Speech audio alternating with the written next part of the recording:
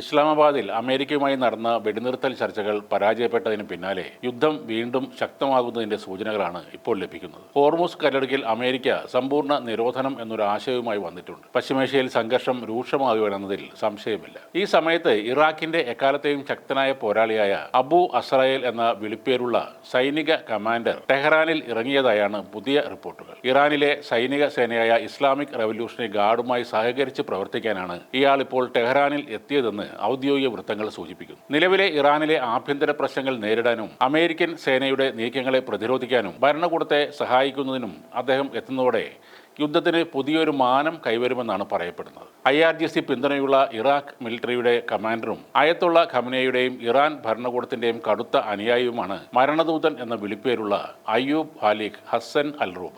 1978 ഇറാഖിൽ ജനിച്ച അദ്ദേഹം മുമ്പൊരു യൂണിവേഴ്സിറ്റിയിൽ അധ്യാപകനായിരുന്നു എന്നാണ് പറയുന്നത്. അതോടൊപ്പം തായ്ക്കൊണ്ടോ ചാമ്പ്യനുമായിരുന്നു. 2003 ഇറാഖ് അധിനിവേശ സമയത്ത് അമേരിക്കൻ സേനയ്ക്കെതിരെ മഹ്ദി ആർമിക്കൊപ്പം ചേർന്ന് ആദ്യമായി ആയുധം എടുത്തതോടെയാണ് ഇദ്ദേഹം ശ്രദ്ധിക്കപ്പെടുന്നത്. പിന്നീട് ഇറാൻ പിന്തുണയുള്ള ഇറാഖിലെയും സിറിയയിലെയും രാഷ്ട്ര സേനകളിൽ ഉന്നത പദവിയിലും എത്തി. സിറിയയിലും ഇറാഖിലും ഐസിസ് ഭീകരവാദികൾക്കെതിരെ പോരാടിയ പോപ്പുലർ മൊബിലൈസേഷൻ ഫോഴ്സിലെ ഏറ്റവും കരുത്തനായ, ശത്രുക്കൾ ഏറ്റവും ഭയപ്പെടുന്ന കമാൻഡർമാരിൽ ഒരാളായി അദ്ദേഹം മാറി. ഇസ്ലാമിക് സ്റ്റേറ്റിനെതിരെയുള്ള പോരാട്ടത്തിലൂടെ അബു അസ്രായേൽ 1500-ൽ കൂടുതൽ IS ഭീകരന്മാരെ കൊന്നിട്ടുണ്ട്. IS-നെതിരെ അസാധാരണമായ പോരാട്ട വീര്യം കാഴ്ചവെച്ചതിന് ഷിയ സേനയായ ഇമാം അലി ബ്രിഗേഡാണ് ഇദ്ദേഹത്തിന് മരണദൂതൻ എന്ന ആ വിളിപ്പേര് നൽകിയത്. ഒരുപക്ഷെ ഇറാനിൽ സംഭവിച്ചേക്കാവുന്ന അമേരിക്കൻ അധിനിവേശത്തെ പ്രതിരോധിക്കാൻ വേണ്ടി ഇറാൻ വിപ്ലവ ഗാർഡുമായി ചേർന്ന് പ്രവർത്തിക്കുന്നതിനായാണ് ഇറാഖിൽ അമേരിക്കക്കാർക്കെതിരെ പോരാടിയ അബു അസ്രായേൽ ഇപ്പോൾ ടെഹ്റാനിലെത്തിയത്. ശത്രുക്കളോടുള്ള ഇയാളുടെ ക്രൂരമായ യുദ്ധമുറ വിമർശനങ്ങൾക്കും പാത്രമായിരുന്നു. വാളുകളും മഴുവും ഉപയോഗിച്ച്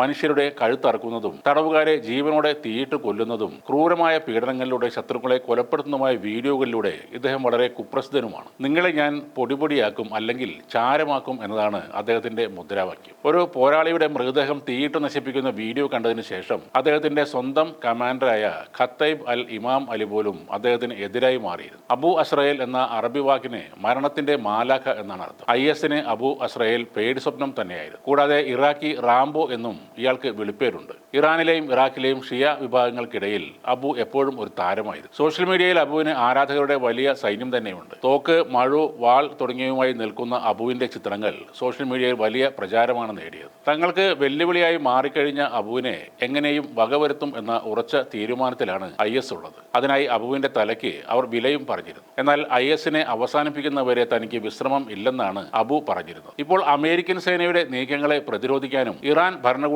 സഹായിക്കുന്നതിനും അദ്ദേഹം എത്തുന്നതോടെ യുദ്ധത്തിന് പുതിയ ഒരു മാനം കൈവരുമെന്നാണ് പറയപ്പെടുന്നത്. എന്നാൽ ഇത് എത്രമാത്രം പ്രായോഗികമാണെന്ന് അറിയില്ല.